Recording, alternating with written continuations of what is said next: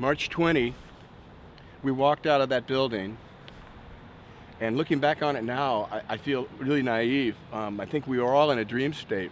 We walked out not really knowing what we're going to do. The following weeks were a huge challenge. I'm Frederica Freiberg. Tonight on Here and Now, a first look at novel coronavirus confirmed in Wisconsin. After that, a closer look at the impeachment acquittal of President Donald Trump. Then we'll look ahead to elections in Wisconsin and the 2 different absentee ballots being sent out. It's Here and Now for February 7th. My name's Andy Moore. I'm the senior producer of news at PBS Wisconsin. Here and Now is we like to think of as the state's program of record.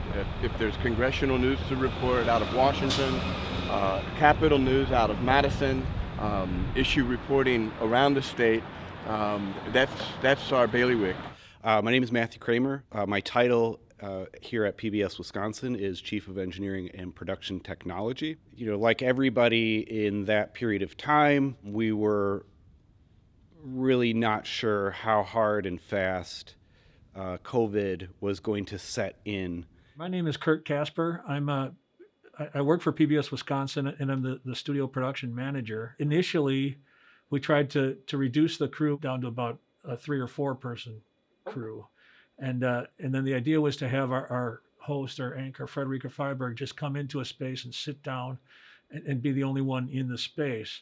That quickly turned to her working from a remote studio outside of the building and everybody working from home or a remote location. What happens if we can't come into Vilas to do our production here? What content and what work are we doing that it's critical? It must happen. If we have no access to Vilas, how are we going to continue to do this critical work?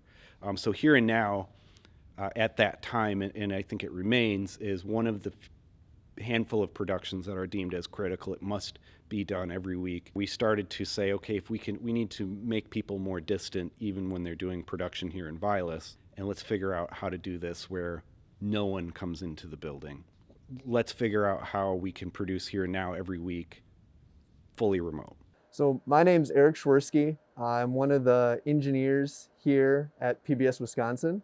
It was a fairly heavy lift for engineering. Everything gets harder in a remote world. I believe the decision was made to use Fred's daughter's apartment. So I gathered all the equipment. We had to set up a teleprompter for her that she used with an iPad. A full remote interview setup with just her. The show is being recorded in one place. It was being originated in the apartment on Langdon Street.